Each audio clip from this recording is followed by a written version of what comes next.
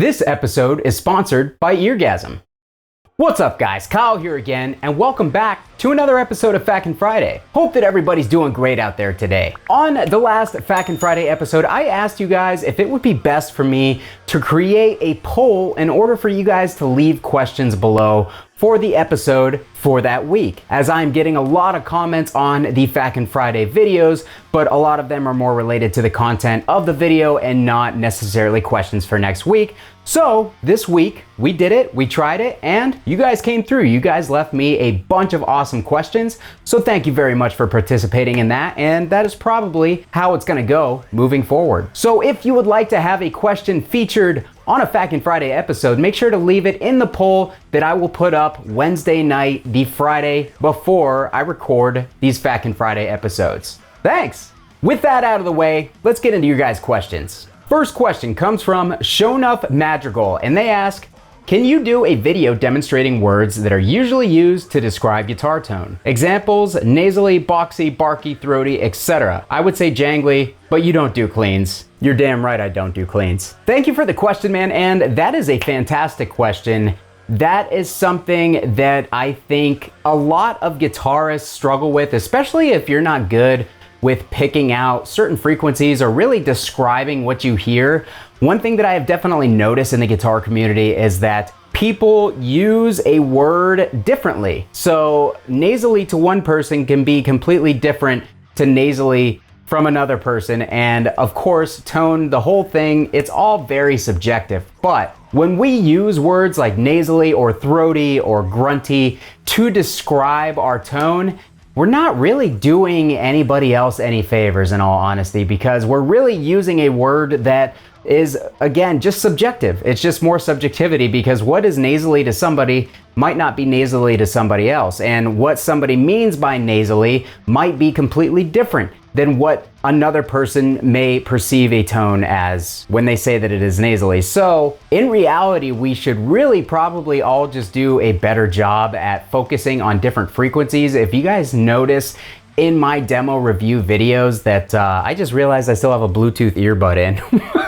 All right, total professional if you can't tell. But anyways, if you guys haven't noticed, in my amp and pedal review demos, whenever I'm trying to describe the tone of something, I tend to use descriptive words like nasally, like boxy, but when I say that, I usually try to follow it up with describing which frequencies I think are causing that, or general frequency ranges, because if I just say something is nasally, that may mean absolutely nothing to you as somebody who doesn't really deep dive into guitar tone, hasn't really learned a lot of the terminology that people like to throw around. But if I go and tell you that the upper mids seem a little bit too prevalent and the highs are rolled off, therefore pushing those mids forward and making things sound kind of congested, you can then go Google, a guitar frequency range and see what technically falls in the upper mids in a graph, what falls in the mids, lower mids, lows, etc. And you can kind of start to get a better idea of what somebody is talking about when they use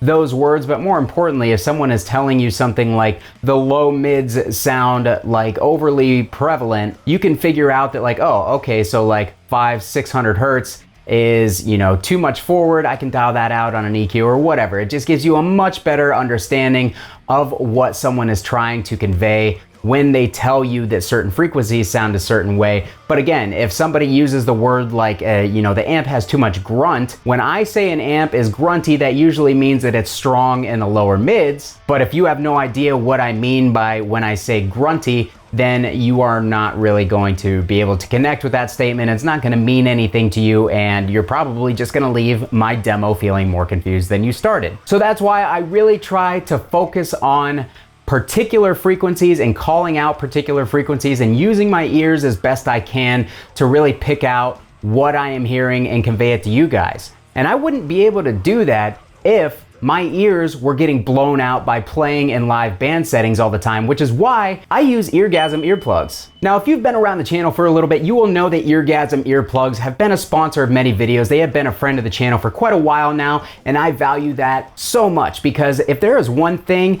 that you need to do as a guitarist, as a musician, it is protect your ears. And one of the main reasons that people don't wear earplugs is because they affect the sound quality. Well, with Eargasm, you're not gonna run into that. Eargasm's high fidelity earplugs and their slide earplugs, which are my personal favorite, do a great job at lowering the overall volume of what is going into your ears without removing all the high-end clarity and detail like other earplugs. And the reason that I like the slide model so much is because it feels like a Bluetooth earbud, something I'm very familiar with having in my ear. It feels comfortable, the feeling disappears moments after I put it in and I don't even realize it's there. And let's face it, comfort is a very big factor, but sound quality is also a big factor, and being able to adjust how much attenuation you are getting with these earplugs is also something that I have not found in other earplugs. With the slide model, you can take the slide adjustment on the side of the earbud and take it from 15 decibels of attenuation all the way down to 22 decibels of attenuation. So therefore, no matter what the scenario that you're in, if the volume is just insanely loud,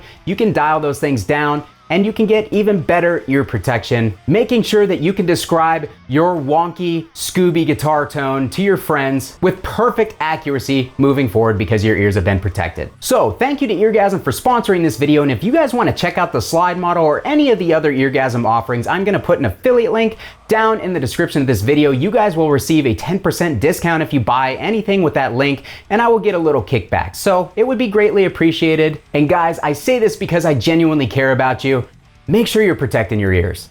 Next question comes from Kane Porter, and he asks, have you ever tried blending a tube amp with a good solid state amp? Thank you for your question, Kane, and absolutely, I definitely have. In fact, this is probably not exactly what you mean, but the other night I took my Engel Fireball 25 to human animal practice, and I was worried that it wasn't going to be loud enough on its own in order to sit in the band mix without, suffering from small amp syndrome where it runs out of headroom quickly, the tubes kind of start to fart out, etc. So what I did is I brought my extra Seymour Duncan Power Stage 200 pedal size power amp on my pedal board, and I basically used it as a secondary power device using the line out of the Fireball 25 into the Seymour Duncan, and the Fireball 25 preamp was amplified by a solid state power amp, all going into the same cab. I actually have a video demonstrating how to do this, how to get more volume out of your amps that do not have enough headroom.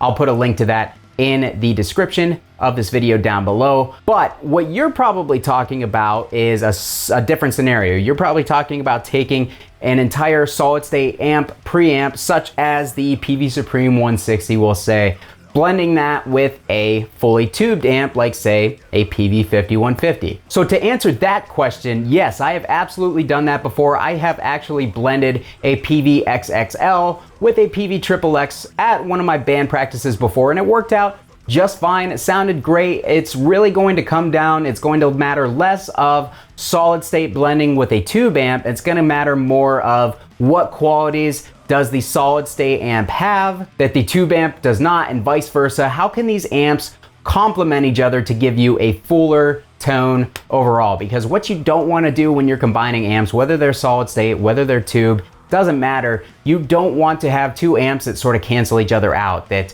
walk on each other's frequencies, that basically do the same thing and accent the same frequencies, because in the end, not only are you going to probably get some sort of phase cancellation, but you're not really adding anything to your tone by doing two amps that sound very similar. So you want to get two amps that complement each other very well. So if you were going to blend a solid state amp with a tube amp, I would suggest, since most solid state amps are tighter, they're a little bit thinner in their frequency spectrum, I would suggest taking something like a PV Supreme XXL or a 160, combining it with something like a Mesa Rectifier or a Bogner Uberschall, something that's a little fatter, a little darker overall on the spectrum, because that amp is going to have a lot of frequencies that solid state amp is not going to be able to touch, but the solid state amp is probably going to have a lot of upper mids and highs that the fatter amp is not going to accentuate, or you can kind of dial them out of the fatter amp a little bit. That way you're kind of just getting the benefits of the lows and the low mids and the thickness of the Bogner Uberschall or the Mesa Rectifier. That way, both of these amps are providing something unique they are broadening the tonal spectrum that you are providing, and all of it doesn't matter anyways, because more than likely you're playing to a hall full of 20 people who absolutely know nothing about guitar tone, and they do not care whatsoever. Christopher Ward asks, have you ever tried using an overdrive pedal with a parametric mid control like the ST9 Pro Plus or a Metal Zone to the same effect? Thank you for the question, Christopher, and yes, actually, I think I have touched on this before, but the Metal Zone is actually kind of a popular pedal to use not as a preamp or a distortion pedal, but as a boost pedal. Someone who has famously done this is Kirk Winstein from Crowbar. He used a Boss Metal Zone pedal as a boost for a long time. He may still do that, I'm not 100% sure. But all I know is the first time that I tried it for myself, it immediately reminded me of that New Orleans and especially that Crowbar type tone where it was very thick, kind of nasally. Here we are with the descriptor words that I was just talking about. The lower and middle mids were kind of accentuated, but that also depends, like you said, on that parametric EQ control, because that could really shape the tone overall. You could really make things very thin and quacky by dialing that mid control up and accentuating the upper mid spectrum, or by dialing it down and accentuating the lower mid spectrum. It really it took some time and some finesse to dial it in to make it sound the way that I wanted it to sound. I put it in front of a Mesa Dual rectifier, but when I did that and I played a guitar that I had tuned to drop B, it was like immediate Crowbar tones, and it was still tight because you can kind of control the bass with the Metal Zone pedal. So yes, I have done that before, and I would recommend that you guys try it. The Metal Zone, after that point, I've never looked at it the same. I've always kind of looked at it, you know, scoffing, because a lot of people use them as like their first distortion pedal. They run it into a crate amp or a Line 6, combine it with the Insane channel, and then all you hear is just nonsense, and then your ears are bleeding. And it doesn't really work out well for anybody, the player or the audience. But if you take that pedal, not only can it be used as a good distortion or preamp pedal if you really know how to dial it in, it can also be used as an awesome overdrive pedal to really bring out just a thick, raunchy sounding overdrive that still tightens the low end up, but just provides a signature character that you're not going to get from something like a TS9 or an SD1 or anything inspired by those standard overdrive pedals. So if you guys haven't tried that, I highly recommend it. Last question for today comes from Istvan Kovacs. I have no idea if I'm pronouncing that right, but we're going to go with it. They ask, what are your top 5 favorite amps and why? Thanks for the question, and that is a question that I get probably on a weekly basis, and I haven't actually come out and answered it directly because, number one, it's kind of always changing. It's tough for me to compile that list because sometimes it depends on the day of the week. Sometimes I plug into an amp and it's top 5 on my list one day, and then I plug into it and I don't want to play it, and I just kind of let it sit back and forget about it for a while. Perfect example of that is my VHT Deliverance. I hadn't played that amp in over a year, and I took that amp to band practice 2 weeks ago, and I actually forgot how much I love that thing. And that was a top 5 amp for me for a long time. They kind of just fell by the wayside as I got new stuff. So it's kind of an ever-changing, ever-evolving list, and I'm usually kind of hesitant to give a firm, here is my top 5. But what I'm gonna do, I'm gonna make a video within the next couple of weeks, much like my top 5 favorite overdrives that I did at the beginning of 2022. I meant to have a complimentary 5 favorite amps to go with that video like a week later, but unfortunately, I am horrible at time management and things slipped away from me, and I just haven't gotten around to making the video yet. So I'm definitely gonna try to focus on making that video soon. I have a list in mind of amps that I do think are my 5 favorite amps, and I think that those choices are gonna hold up pretty much no matter when I wanna plug into something. You guys probably already have a good idea of what my favorite amps are because I tend to gravitate towards them, suggesting them, or just telling you guys that I love them, sometimes without even being prompted. So I think that you guys kind of already have an idea of what it is. So I'm curious, what do you guys think my 5 favorite amps are? Let me know down in the comments and we'll see how close you guys are. But I'm gonna make a video of my personal 5 favorite amps in 2022 and kind of just update that list, do a video every year updating it and seeing how much things have changed over time, because I can guarantee you that what is my favorite right now is not gonna be my favorite next year, is not gonna be my favorite the following year. Some amps may stay on the list but may rotate positions depending on, you know, what it even is that I'm playing at the time. Because me recently joining Human Animal, which is kind of like a 90s hardcore, very punk rock inspired, is starting to make me appreciate amps that I previously didn't love all that much, because I just am going for a completely different thing. I don't need that uber tightness that I need in Bushido Code or my other hardcore bands. So again, that list is gonna change with time. It's gonna change with my tastes, and it's going to change when I get new amps in on the channel.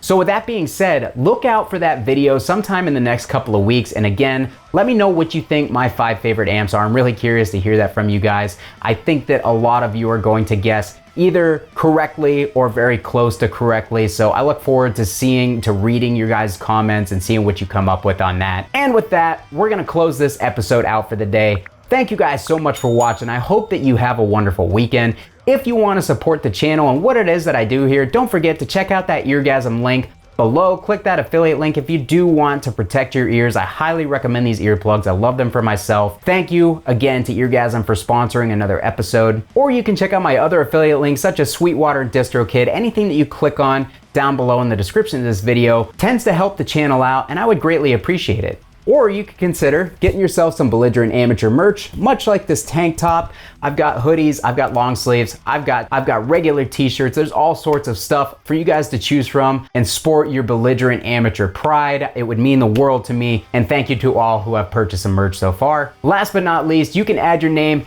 to this list of incredible people who support me every month by joining my Patreon community and supporting the channel that way. I really do appreciate it, and thank you to everybody who even just clicks on these videos, who leaves comments, likes, everything. It means the world to me. Thank you guys so much for your support. Kyle here again. We'll see you guys next time.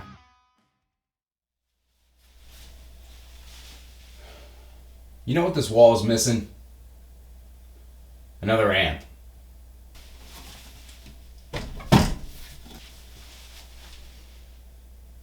There we go.